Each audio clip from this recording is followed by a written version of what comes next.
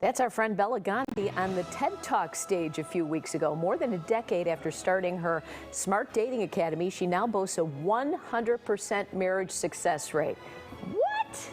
Crazy, right? That's crazy. A lot of experts say you should not limit yourself to a list when you're looking for love, but Bella says it's the kind of list you make that makes all the difference, and she's here to talk with us. Bella, Good morning. how are you? It's Hi. good to see you again. Good to be here. Thank you. So, what is it about making, everyone always says that, write down the 5 things that you think are great, and that's a good thing, but it can be a bad thing too, depending on what you're putting down. Exactly. It's the list that you're using. We've interviewed thousands of people, and they come in with a dream list, right? And it's usually physical attributes, what you do for work, your success level. When I ask women what's the #1 attribute they're looking for in a dream guy, they say tall.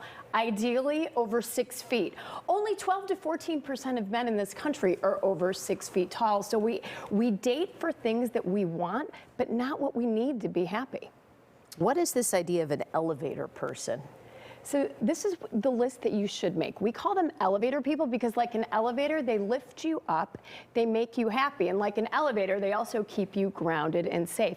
Elevator people are the people in your life that make you happiest. Maybe your best friends, maybe people in your family, and why they make you happy. So we have people identify their elevator qualities and then prioritize those instead of just relying on their dream list. And that's how we've had 0 divorces. Look for the things that make you happiest. Why wouldn't that be something so important in your romantic relationship as well? But these 5 things don't seem to be a high bar. They're all great things, but you would think, why do people struggle so much with those 5?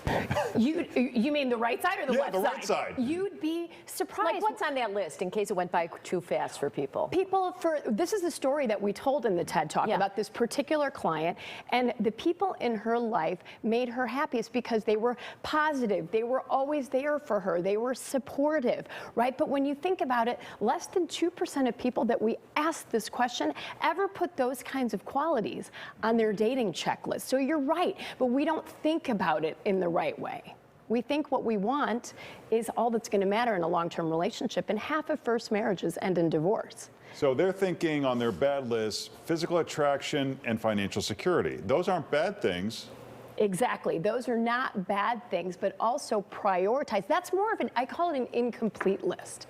To have a complete list, think about the people in your life that elevate you. What is it about those people? And then marry that up, no pun intended, with your dream list. That's how you will end up with someone that will make you happy, hopefully ad infinitum. I'm assuming like the first date, it's a lot of physical attraction and a lot of surface stuff. So are you saying that people are kind of bailing out and not waiting to find out if this is the supportive person, if this is the one who has all those other good qualities? They're just bailing too quick? That's exactly right. We throw people back to the pond so quickly if they don't seem to meet our dream list. Well, he's only 5'9". I'm not even going to go out with them, or back to the pond. But instead, slow down the dating process to see, because you're not going to know if somebody's an elevator person on an hour-and-a-half set of drinks. You have to pace your dating. For our clients, we're doing 15+ dates until they're in an exclusive relationship with someone. So slow it down. No divorces. 0 divorces. People you've set up. How is that possible? I mean, not that that's a great thing. So we slow down the process, and when you look for those qualities, I mean, we have dating scorecards. We're helping people